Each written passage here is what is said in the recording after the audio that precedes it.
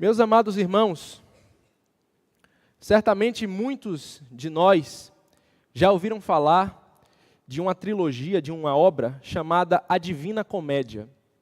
A Divina Comédia foi uma obra escrita entre o século XIII e século XIV por um poeta e político chamado Dante Alighieri. Esse homem que escreveu a Divina Comédia, escreveu essa obra após ter sido expulso da sua cidade natal por conta de conflitos políticos. A polarização política é muito antiga, já existia nessa época. E quando Dante foi expulso da sua cidade, expulso do seu convívio social, ele também foi abandonado pela sua família. A família não acompanhou para o exílio. E nesse contexto de distanciamento, de abandono, de sofrimento, ele escreve a obra A Divina Comédia. O Dante viveu antes do período da Reforma Protestante. E, naturalmente, ele era um homem católico, a sua visão de mundo era uma visão de acordo com esse tipo de pensamento católico. Então, se você lê a Divina Comédia, a trilogia, Dante, ele conta uma ficção de sua jornada andando pelo inferno, passando pelo purgatório, até chegar no paraíso. Dante apresenta, meus irmãos, nessa obra, figuradamente, a vida de todo cristão. Todos nós passamos por essa jornada do inferno ao paraíso. A nossa vida mostra isso. A nossa vida é uma vida composta de tragédias e comédias. Na literatura, quando falamos sobre comédia, não estamos falando sobre uma história engraçada. Comédia, na literatura, é uma história que começa de uma maneira ruim e termina com um final feliz. Por isso o nome da obra é A Divina Comédia. Em nossa vida, temos esse ciclo. Tragédia e comédia. Tragédia e comédia. Enquanto nós estivermos nesse mundo, nossa vida será marcada dessa forma. Todos nós temos uma Divina Comédia. Convido os irmãos para abrirem a palavra de Deus na segunda carta de Paulo a Timóteo, capítulo 4. Iremos meditar nos últimos momentos de vida do apóstolo Paulo. O tema da nossa meditação essa manhã é a vida cristã da tragédia à comédia.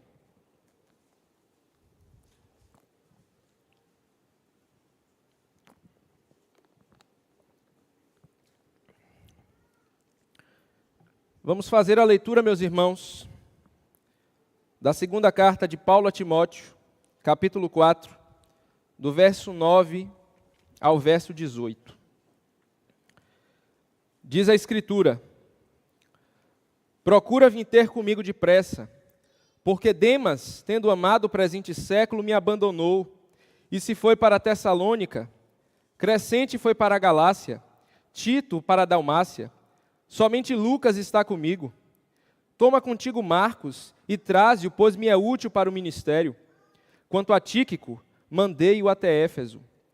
Quando vieres, traze a capa que deixei em Troade, em casa de Carpo, bem como os livros, especialmente os pergaminhos.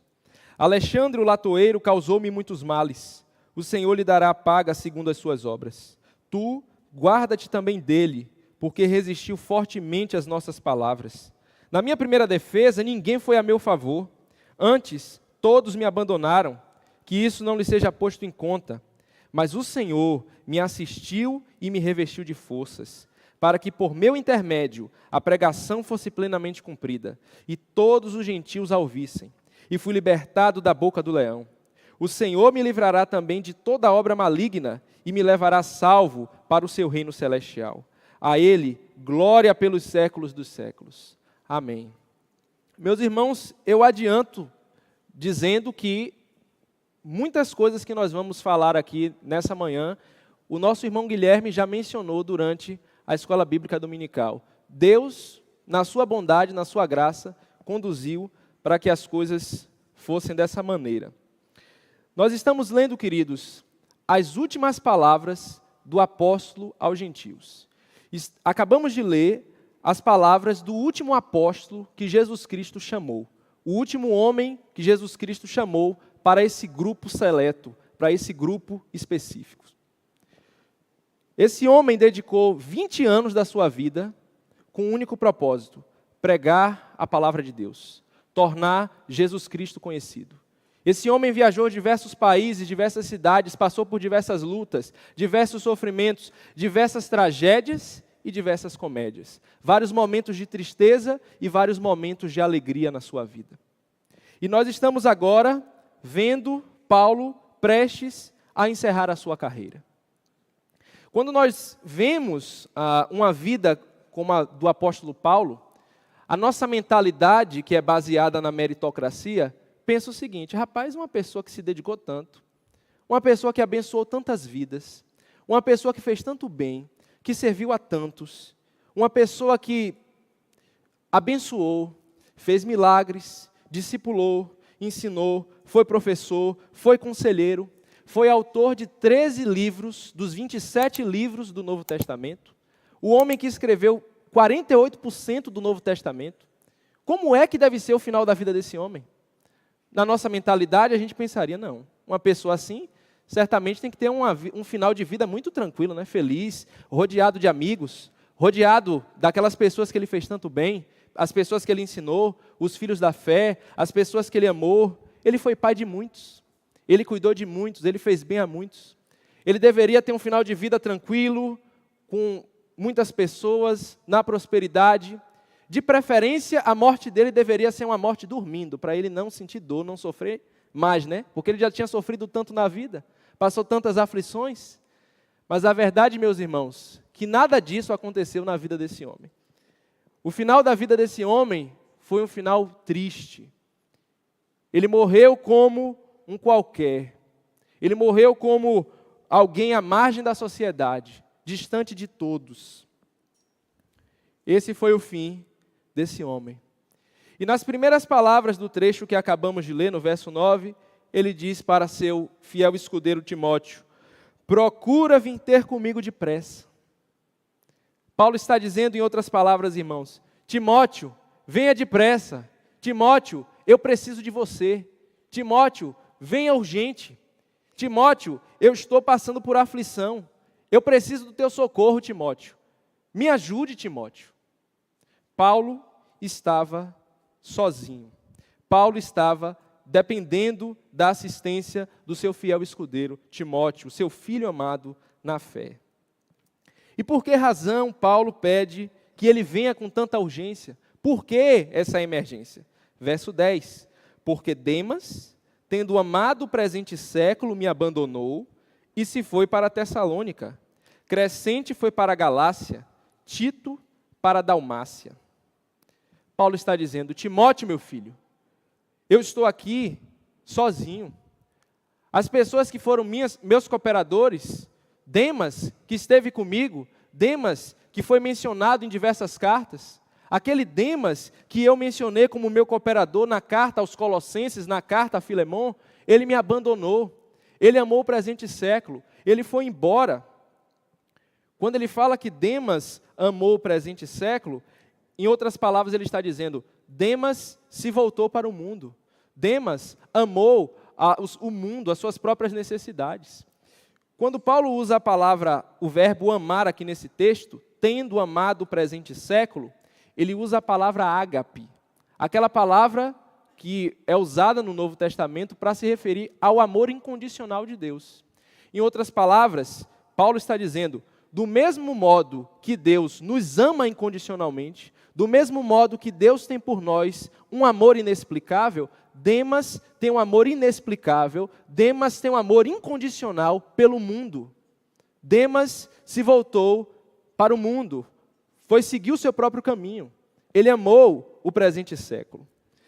Lembre que Paulo escreveu essa carta em Roma. Ele estava na Itália. Tessalônica é uma cidade na Grécia.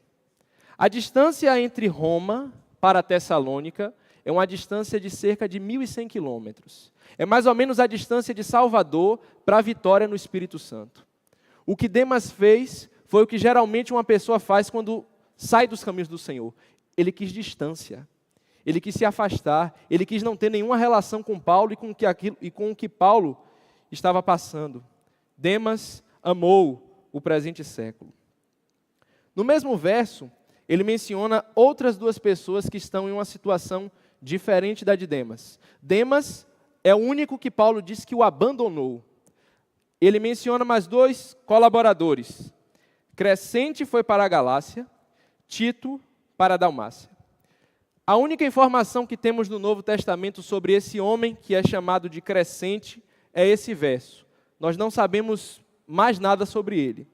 Mas, pelo modo que o texto é escrito, similar ao que a Tito, nós tiramos a ideia que ambos estavam na mesma condição. Tito, meus irmãos, por outro lado, é uma pessoa muito mencionada no Novo Testamento. Tito, ele era grego, foi um importante colaborador do ministério do apóstolo Paulo. Ele é mencionado na carta de Paulo aos Gálatas, no capítulo 2, naquele episódio em que Paulo e Barnabé o levaram para Jerusalém, e aconteceu uma discórdia entre os judeus, porque os judeus queriam que ele se circuncidasse porque ele era grego. Tito também foi um homem plantador de igrejas. O apóstolo Paulo mandou ele ir para a ilha de Creta para poder estabelecer uma igreja. Inclusive, uma das cartas do apóstolo Paulo foi direcionada para esse homem. Tito também esteve presente na segunda carta aos Coríntios. Ele esteve envolvido no levantamento de uma oferta para igrejas carentes. Então, Tito foi uma pessoa muito importante no ministério do apóstolo Paulo e para a igreja primitiva. O que nós levamos a entender pelo texto é que Demas abandonou, foi para o mundo, e Crescente e Tito deixaram Paulo, mas foram dar continuidade na proclamação do evangelho em outra localidade. Homens que deixaram o apóstolo Paulo, porém em condições completamente diferentes. Vamos continuar. Verso 11 e 12. Somente Lucas está comigo. Toma contigo Marcos e traze-o, pois me é útil para o ministério. Quanto a Tíquico, mandei-o até Éfeso. No primeiro versículo, Paulo menciona 3 homens que o abandonaram. Nesses 2 versículos, ele menciona 3 homens que permaneceram com ele. 3 homens que, de certa forma, permaneceram para abençoá-lo e para abençoar as pessoas que dependiam diretamente do seu ministério. Ele diz, somente Lucas está comigo. Lucas aqui é o que todos nós conhecemos. É aquele cooperador de Paulo que dispensa apresentações. Lucas, ele é mencionado na carta aos Colossenses, no finalzinho da carta, capítulo 4, verso 14, junto com Demas. Ele é chamado Lucas, o médico amado. Então você vê esse paralelo, né? Enquanto Demas o abandonou, Lucas permaneceu com ele e em Colossenses eles foram citados juntos. Que contraste gritante entre esses 2 homens. Lucas, além de estar presente, sendo mencionado na carta aos Colossenses, ele foi autor do livro de Atos, ele foi autor do evangelho que leva o nome dele também. E o trabalho de Lucas foi um trabalho quase que jornalístico. Lucas não recebeu, irmãos, uma revelação direta de Deus para poder registrar o Evangelho e o livro de Atos. Lucas fez uma pesquisa. Ele saiu entrevistando de cidade em cidade as pessoas que diretamente estavam ligadas ao ministério terreno do Senhor Jesus Cristo. Nós observamos como aquele homem era detalhista. O Evangelho que mais traz detalhes sobre a infância de Cristo, alguns detalhes sobre a sua vida, esse homem registrou, fez esse trabalho brilhante. E agora, um homem com tantas qualidades, um médico amado, um excelente pesquisador, jornalista, historiador, ele está fazendo o seu papel de cuidador, ele está fazendo o seu papel de médico do apóstolo dos gentios, ele está fazendo o seu papel de amigo, de filho amado na fé. Ele está naquela posição que nenhum outro estava. Somente Lucas está comigo. Lucas, naquele momento, estava aplicando o medicamento do afeto. Lucas estava aplicando o medicamento da presença.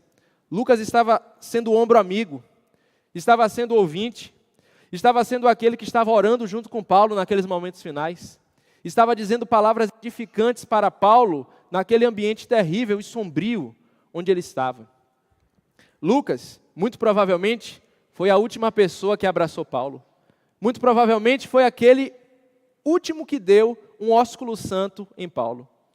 Foi aquele que deu as últimas palavras amigáveis antes de Paulo seguir para o seu destino de pena capital. Esse homem, ele foi a última pessoa da família da fé que teve contato com o apóstolo aos gentios. E ele continua no verso 11: toma contigo Marcos e traze-o, pois me é útil para o ministério. Como nosso irmão Guilherme já mencionou, Marcos, que aparece aqui, é aquele mesmo João Marcos que aparece no livro de Atos. O apóstolo Paulo e Barnabé estavam se preparando para a sua primeira viagem missionária, e esse homem, que era primo de Barnabé, foi junto com eles. Antes de finalizar a primeira viagem missionária, ele voltou, ele recuou. Na segunda viagem missionária, Barnabé queria levá-lo. Paulo disse, não. Ele abandonou, saiu do barco, ele vai com a gente? Ele vai com a gente para dar trabalho, para deixar a gente lá de novo sozinho? Não, eu não quero que esse homem vá. Então, Paulo foi mais incisivo, Barnabé foi mais maleável, muito provavelmente porque era parente dele, era primo dele, né? Então, por causa de Marcos, houve essa separação entre Paulo e Barnabé. Agora, no final da sua vida, Paulo menciona esse homem. Traze contigo Marcos, porque ele é útil para o ministério. Aquele que era inútil se tornou útil. Aquele que não valia nada, que dava trabalho, que atrapalhava, agora é aquele que nos momentos finais da vida do apóstolo Paulo está o abençoando, está abençoando a igreja, está abençoando o povo de Deus. Além de Marcos ter sido cooperador do ministério de Paulo, como nós vemos aqui, ele foi um importante cooperador do apóstolo Pedro. No final da segunda carta de Pedro, ele é chamado pelo apóstolo de o meu filho. Do mesmo modo que Paulo chama Timóteo de meu filho, Pedro diz, Marcos, você é meu filho. Marcos, além de participar desses dois ministérios fundamentais, ele é o autor do primeiro evangelho escrito. Sabia disso? Que o evangelho de Marcos foi o primeiro a ser escrito? E muito provavelmente, ele colheu as informações com Pedro. Não sei se vocês estão lembrados, mas Marcos não era apóstolo, lembrem disso. Viu? Marcos não era apóstolo, não estava entre os 12. Então, com base nessas informações, ele escreveu o Evangelho. Verso 12. Quanto a Tíquico, mandei-o até Éfeso. Esse verbo que é traduzido aqui como mandei-o, traz a ideia de que Tíquico, ele estava numa posição de mensageiro. Ele estava numa posição de que ele era um representante do apóstolo Paulo. Enquanto Lucas ficou naquela posição de consolar, de cuidar das necessidades do próprio apóstolo Paulo, Marcos estava vindo para abençoá-lo de alguma forma, abençoar o seu ministério, e Tíquico era aquele que estava indo levar alguma mensagem para as igrejas, estava indo trazer o direcionamento para os irmãos que certamente estavam sofrendo naquele momento terrível da história do apóstolo dos gentios. E aqui, meus amados irmãos, Tíquico é uma pessoa também muito importante no ministério de Paulo. De acordo com Atos capítulo 20, verso 4, a conversão de Tíquico foi na cidade de Éfeso. Ele era da cidade de Éfeso. Foi ele quem levou pessoalmente a carta de Paulo aos Efésios. Foi ele quem levou a carta de Paulo aos Colossenses. E essas informações estão no final dessas duas cartas. Final da carta aos Efésios, final da carta aos Colossenses, vem dizendo que foi ele que enviou. No final da carta de Tito, a Bíblia diz que Paulo o enviou para estar também ajudando Tito lá naquela igreja que estava sendo iniciada na ilha de Creta. Então esse homem era muito importante. Esse homem era uma peça fundamental. Definitivamente, irmãos, enquanto nos primeiros versículos que vimos, temos 3 homens que foram embora, temos 3 homens que deixaram Paulo, esses 3 homens foram úteis para o ministério, foram fundamentais nesses últimos momentos da vida de Paulo e para as igrejas que ele fundou. Verso 13. Quando vieres, traze a capa que deixei em Troade, em casa de Carpo, bem como os livros, e especialmente os pergaminhos. São nos momentos, irmãos, mais difíceis da nossa vida que normalmente damos valor para as coisas mais simples, sabia? Às vezes a gente passa a vida pensando em tantas coisas grandes, tantas coisas importantes que a gente quer fazer, que quer realizar. E são em momentos como esse que Paulo está vivendo que damos valor para as coisas simples da nossa vida. Tendo contato com pacientes terminais, com pacientes hospitalizados, você vê quantas coisas são importantes que nem nos damos conta. Quando você passa pelo vale da sombra da morte com quem está indo embora, você observa como é maravilhoso você tomar um banho no chuveiro, a água cair sobre você, como isso é maravilhoso. Como é bom você molhar o seu corpo inteiro, você não precisar tomar banho deitado em cima de uma cama, ou aquele banho de gato com esponja. Como é bom, meus irmãos, como é bom você fazer as suas necessidades sentado num vaso sanitário. Como é bom você não usar uma fralda. Como é bom você não ter uma bolsa de colostomia para acumular suas fezes. Como é bom. Como é bom, meus irmãos, podermos comer e sentir o gosto dos alimentos. Como é bom não precisar ter uma sonda dentro do nosso nariz para levar a comida até o estômago e nem ter uma gastrostomia, uma sonda que leva direto a comida para o estômago ou para o intestino. É lidando com essas pessoas que vemos como nós somos abençoados por Deus. Como nós somos abençoados por Deus por podermos estar aqui nesse lugar. Daqui a pouco nós vamos sair por essa porta e vamos poder sentir o sol tocando na nossa pele. Enquanto muitos estão confinados em cima de uma cama e não podem fazer isso. São nesses momentos difíceis que damos valor para as coisas mais simples da vida. E é isso que Paulo está dizendo. Quando vieres, traze a capa que deixei em Troade, em casa de Carpo, bem como os livros, especialmente os pergaminhos. Paulo menciona os livros, especialmente os pergaminhos, muito provavelmente se referindo aos livros do Antigo Testamento. Irmãos, nós vamos ver aqui vou pedir para os irmãos colocarem o vídeo, preparar o vídeo aí, por favor.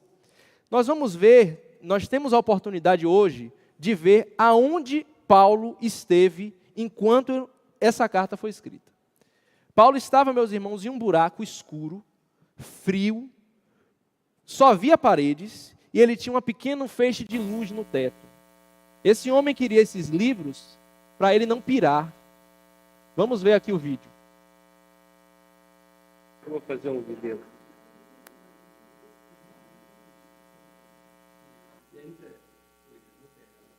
Venga.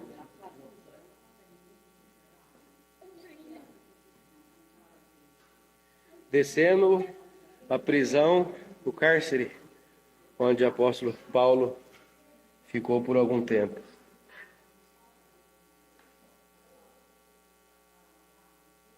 Aqui é um lugar muito pequeno, era úmido e ele passava muito frio. Inclusive ele escreve em uma das cartas que ele está com frio.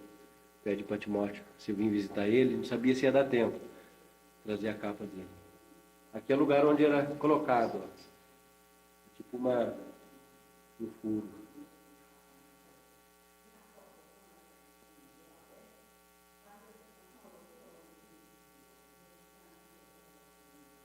Aí é uma informação falando que Paulo esteve lá. Muito bonito, mas muito triste. Vamos subir aqui. Aqui é a masmorra romana. Isso aqui está mais ou menos uns 30 metros abaixo do solo.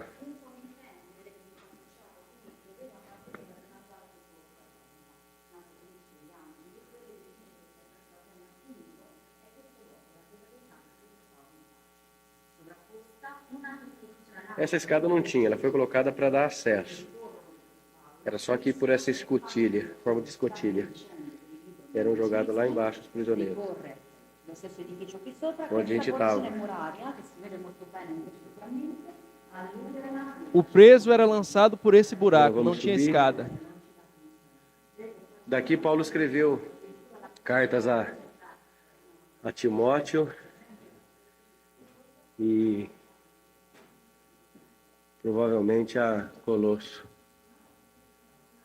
Aqui ó, tem mais uns 2 pisos para cima. Tudo ruína. Só que era um frio terrível. Aqui o apóstolo Paulo teve, antes de ser levado à Praça de Três Fontana. Eles falam, é o lugar onde ele foi decapitado.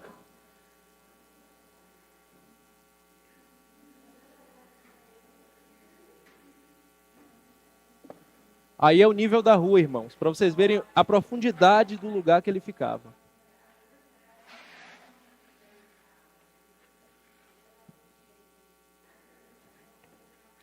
Vamos encerrar o vídeo. Realmente um lugar terrível. Então, meus irmãos, pode encerrar.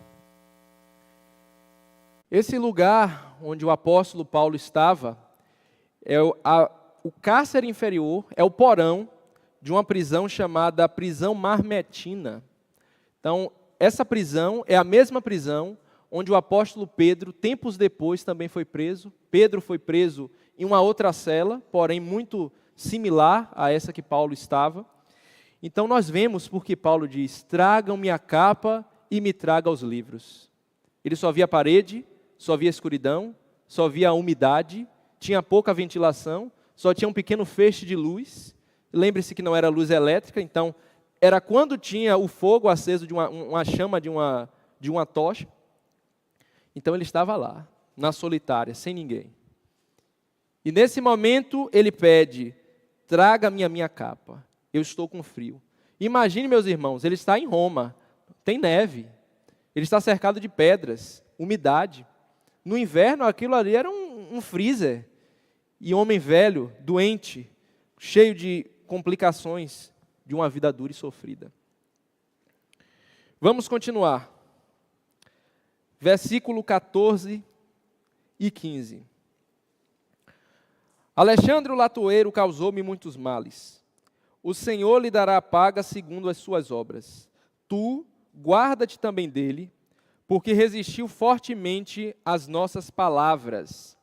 Irmãos, esse homem que é chamado de Alexandre o latoeiro, latoeiro era a profissão dele, ele era uma pessoa que trabalhava com latão, com metais. Muito provavelmente ele era um ferreiro, é o termo mais popular que nós utilizamos. E ele é mencionado também na primeira carta de Paulo a Timóteo. Convido aos irmãos a abrirem comigo. Primeira carta de Paulo a Timóteo, capítulo 1, verso 18 ao 20. Primeira carta de Paulo a Timóteo, capítulo 1, verso 18 a 20, diz a palavra de Deus. Este é o dever de que te encarrego, ó filho Timóteo, segundo as profecias de que antecipadamente foste objeto. Combate, firmado nelas o bom combate, mantendo fé e boa consciência, porquanto alguns, tendo rejeitado a boa consciência, vieram a naufragar na fé. E dentre esses se encontram Himeneu e Alexandre, os quais entreguei a Satanás para serem castigados, a fim de não mais blasfemarem. Alexandre o latoeiro, irmãos, foi uma pessoa que estava envolvida com a igreja de Cristo. De acordo com o que Paulo diz nesse trecho da primeira carta, esse homem estava envolvido com a igreja, em um determinado momento naufragou na fé. Ele se voltou para o seu pecado, ele começou a blasfemar contra a palavra de Deus. O texto bíblico não nos diz o que é que ele ensinava, o que é que ele pregava contrário à palavra de Deus. Mas pela profissão dele como latoeiro, como ferreiro, os estudiosos chutam de que provavelmente ele era envolvido com a idolatria. Ele fazia estátuas para templos pagãos. Então, o apóstolo Paulo diz que o entregou a Satanás. Essa expressão, entreguei a Satanás, é usada pelo apóstolo Paulo também na primeira carta aos Coríntios, no capítulo 5, em um contexto de disciplina eclesiástica. Paulo está dizendo, eu disciplinei, eu entreguei esse homem a Satanás. Alexandre o latoeiro era um fermento no meio do povo de Deus. Alexandre o latoeiro era um herege. Alexandre o latoeiro trazia problemas para o povo de Deus. E ele foi disciplinado, ele teve que ser removido do meio do povo de Deus. Um membro só é removido, só é amputado de um corpo quando está necrosado. Alexandre o latoeiro necrosou, então ele foi amputado do corpo de Cristo. E o texto continua, verso 14. Causou-me muitos males, o Senhor lhe dará a paga segundo as suas obras. O papel da disciplina, a função da disciplina eclesiástica é fazer com que o disciplinado sinta a dor e se volte em arrependimento e fé, peça a restauração. Entretanto, este homem não se arrependeu. E a prova disso é que ele se voltou contra o apóstolo Paulo. Alexandre o latoeiro se tornou um opositor de Paulo. Causou muitos males a Paulo. Era aquele homem que disseminava a discórdia, tanto entre os crentes e muito provavelmente entre as autoridades romanas. Porque logo depois, no versículo 16, nós vamos ver que Paulo está falando da sua defesa, que ele estava sozinho. Então este homem, ele era um opositor de Paulo. Ele era um opositor não só de Paulo, ele era um opositor da doutrina que Paulo pregava. Ele era um inimigo da cruz de Cristo. Ele era um apóstata, um filho do diabo. E o verso 14 diz, o que Paulo pede para Deus fazer com ele. O Senhor lhe dará a paga segundo as suas obras. O apóstolo Paulo não pede misericórdia para Alexandre o latoeiro. Para apóstata, para pessoas nessa condição, nós não devemos pedir misericórdia a Deus. Devemos pedir por justiça. Porque este homem, ele não apenas se desviou dos caminhos do Senhor, ele era um inimigo de Cristo, ele era o inimigo do apóstolo dos gentios, ele era o inimigo da verdade de Cristo. Que Deus faça justiça contra Alexandre o latoeiro. É isso que ele pede. E ele continua no verso 15. Tu guarda-te também dele, porque resistiu fortemente às nossas palavras. Nas exortações de Paulo a Timóteo, ele diz várias vezes, olha, se você estiver lidando com uma pessoa que resiste, uma pessoa que é dura, converse com ela 2 vezes. Depois disso, se ela perseverar, se afaste dessa pessoa. É isso que ele diz, Alexandre o latoeiro resistiu fortemente às nossas palavras, resistiu fortemente à verdade, resistiu fortemente à sã doutrina. Quando Paulo diz, tu guarda-te também dele, ele está dizendo no baianês, claro, tome cuidado com esse cara, Timóteo. Esse cara não teve consideração comigo, apóstolo aos gentios, velho, doente, quanto mais com você, que é um pastor jovem. Tenha cuidado com esse cara. Esse cara tem causado problemas para o povo de Deus. Tome cuidado. E ele continua a partir do verso 16. Na minha primeira defesa, ninguém foi a meu favor. Antes, todos me abandonaram. Que isso não lhe seja posto em conta. Nós vemos aqui, irmãos, que a motivação do apóstolo Paulo entregar Alexandre o latoeiro para a justiça de Deus, não foi por uma questão de vingança, não foi por uma questão de falta de amor, não foi por uma questão de problemas pessoais com ele, porque aqui no versículo 16, quando ele está falando da sua defesa, a questão de vida ou morte, se ele ia ser morto ou não, o que é que ele diz? O que é que ele pede a Deus para as pessoas que não compareceram para poder ajudá-lo? Ele diz que isso não lhe seja posto em conta. Para as pessoas que me atacaram pessoalmente, Timóteo, não cuidando da minha integridade física, eu peço que Deus tenha misericórdia da vida deles. Mas para Alexandre o latoeiro, inimigo da cruz de Cristo, inimigo da verdade, que o juízo de Deus caia sobre ele, que o raio que o parta. É isso que Paulo pede a Deus para esse homem.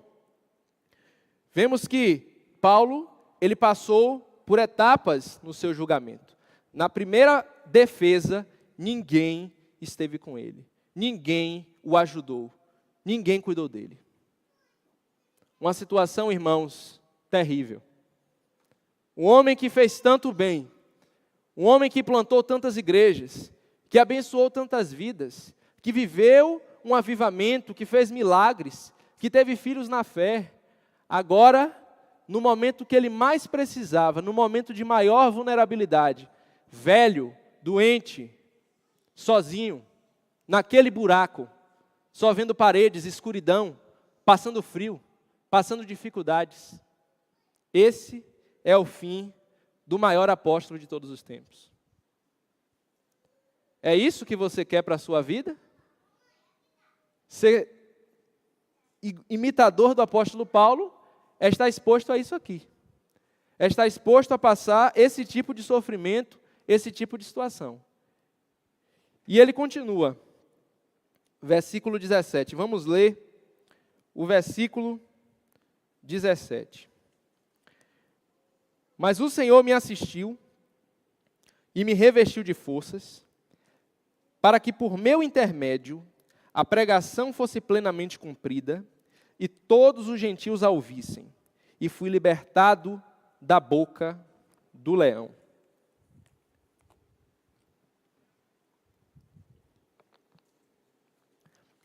Na minha primeira defesa, ninguém esteve comigo. Porém, o Senhor Jesus Cristo esteve presente comigo.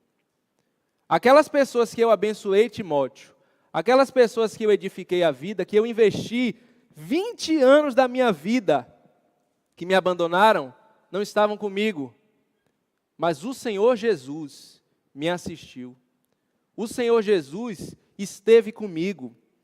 O Senhor Jesus me revestiu de forças, me deu graça, esteve comigo no momento de trevas, quando eu suportei, figuradamente, o inferno da solidão, o inferno do julgamento.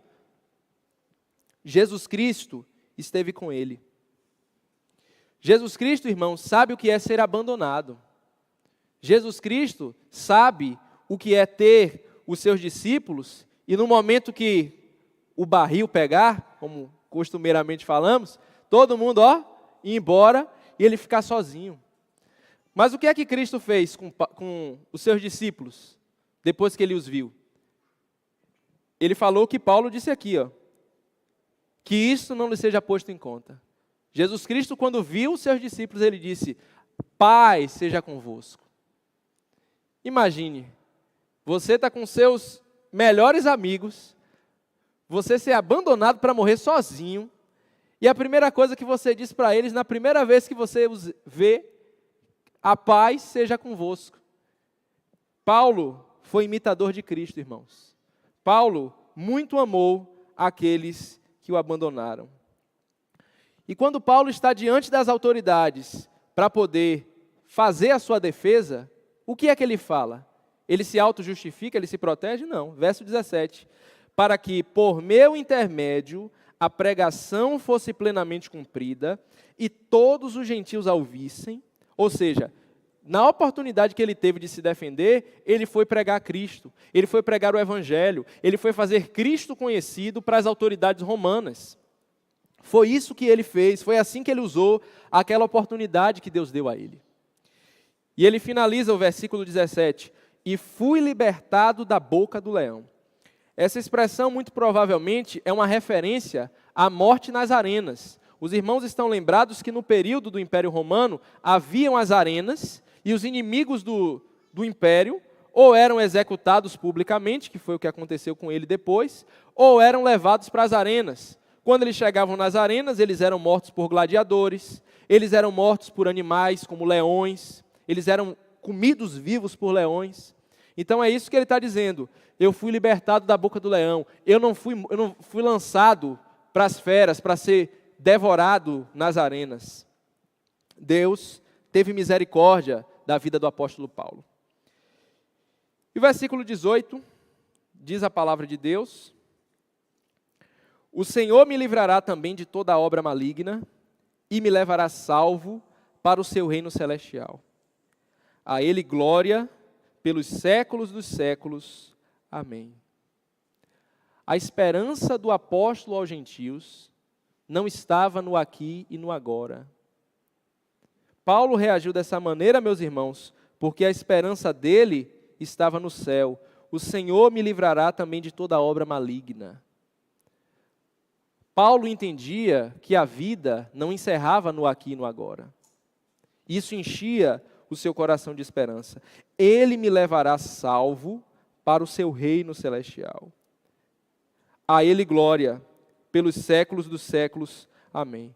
Timóteo, eu estou passando essa situação, eu estou passando dificuldade, mas o Senhor Jesus irá me libertar disso aqui que eu estou passando. No momento em que Paulo tinha todas as razões para poder murmurar contra Deus, para poder ter autocomiseração, não, porque as pessoas não deram valor e tal, ele glorifica. O oposto da murmuração, meus irmãos, é louvor.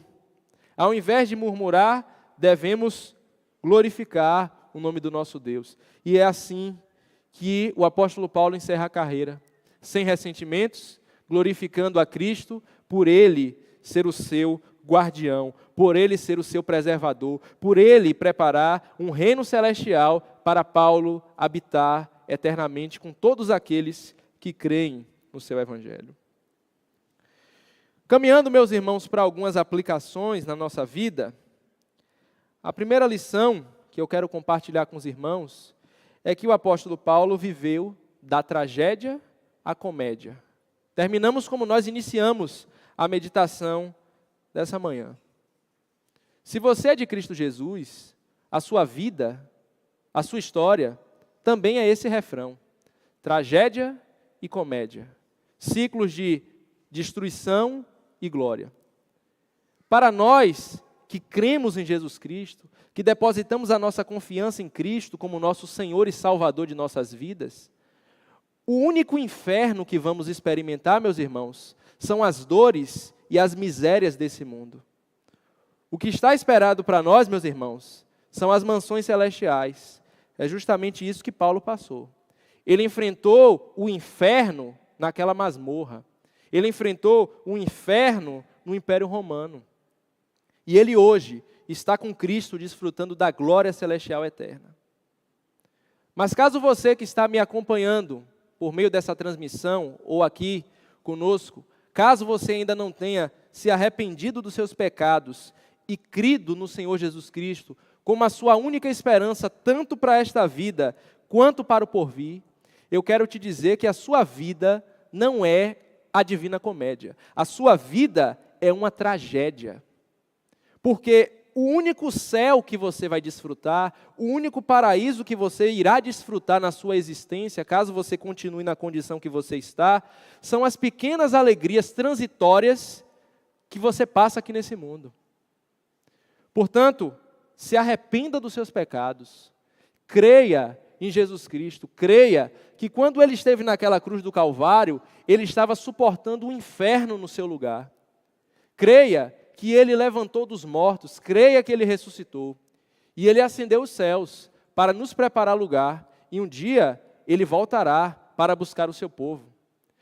Se arrependa, creia e continue se arrependendo e crendo.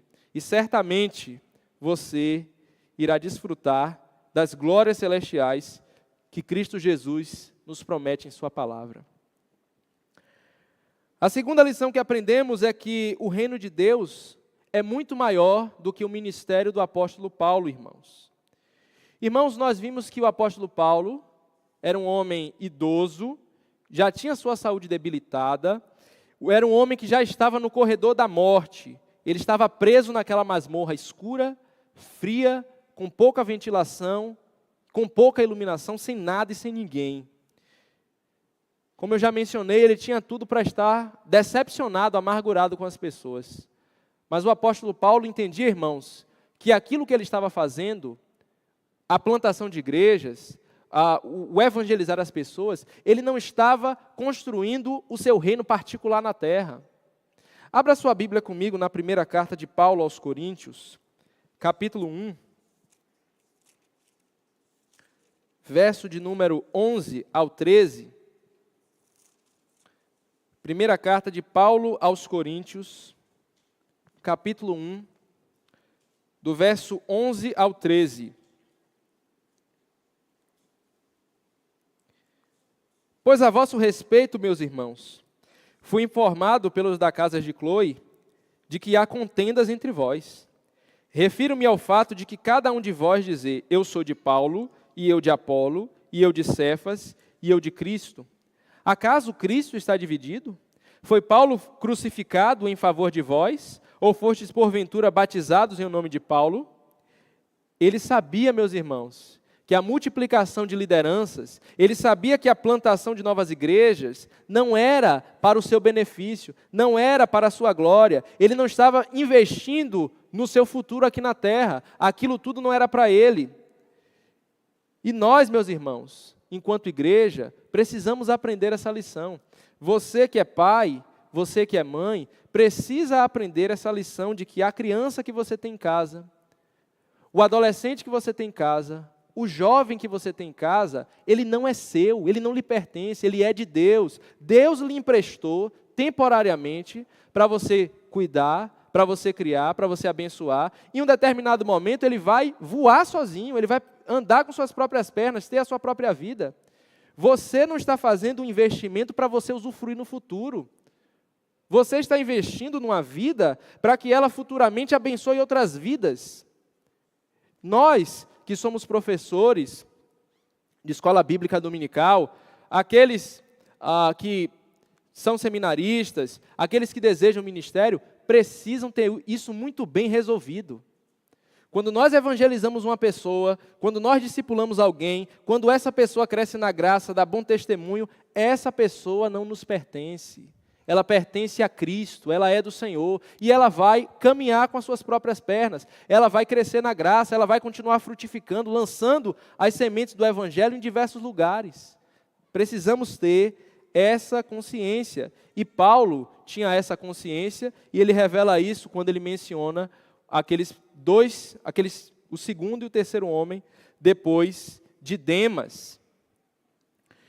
E o segundo motivo, meus irmãos, para nós não ficarmos dessa maneira, não reagirmos com amargura e autocomiseração, é o olhar para a eternidade. Qual era a esperança de Paulo? Qual era a ambição de Paulo? Era ter mais saúde? Era ter um emprego melhor? Era morar numa casa melhor, num bairro melhor? O que Paulo esperava, meus irmãos, naquele buraco, era o céu. O coração de Paulo ardia com expectativa na eternidade. Ele pensava na eternidade, ele pensava nas glórias celestiais, ele pensava em Cristo. Era isso que ele pensava. Esse, meus irmãos, talvez seja o motivo porque nós andamos tão tristes, tão amargurados. Por qualquer coisa nos decepcionamos com as pessoas, porque nós não pensamos, irmãos, como deveríamos pensar nos céus.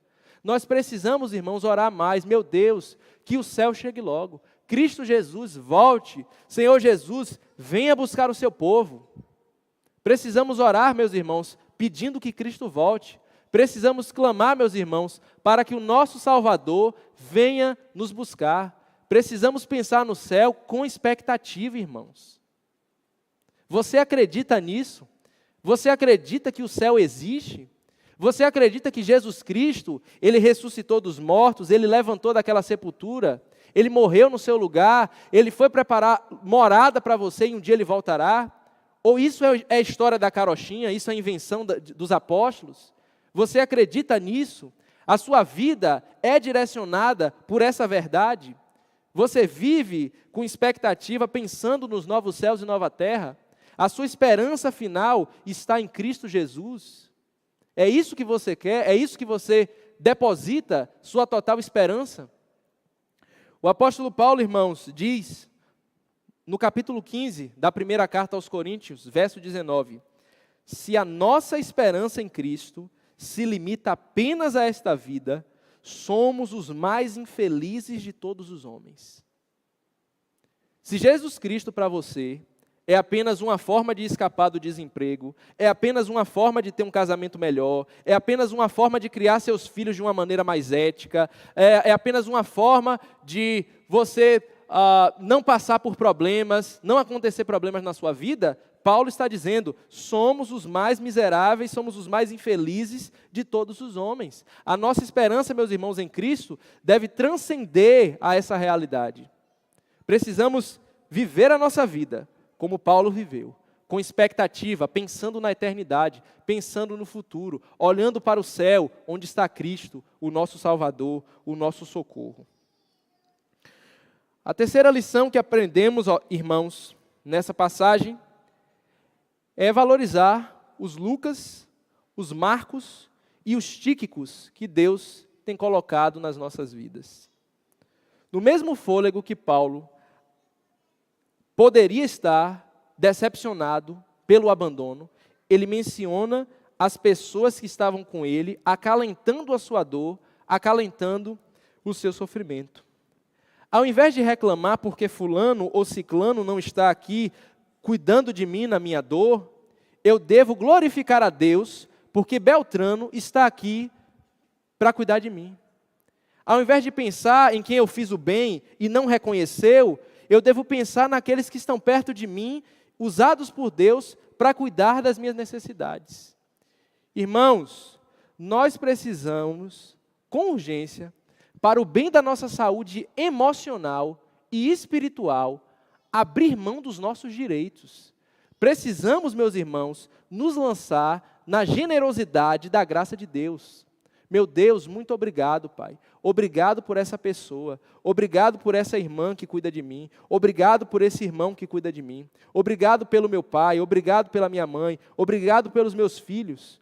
Obrigado, meu Deus, porque muitas pessoas que eu ajudei, apesar de não reconhecerem, mas o Senhor tem mandado alguns. Pessoas talvez até que eu nem pensasse que nesse momento de dor estaria comigo. O Senhor mandou e tem cuidado de mim.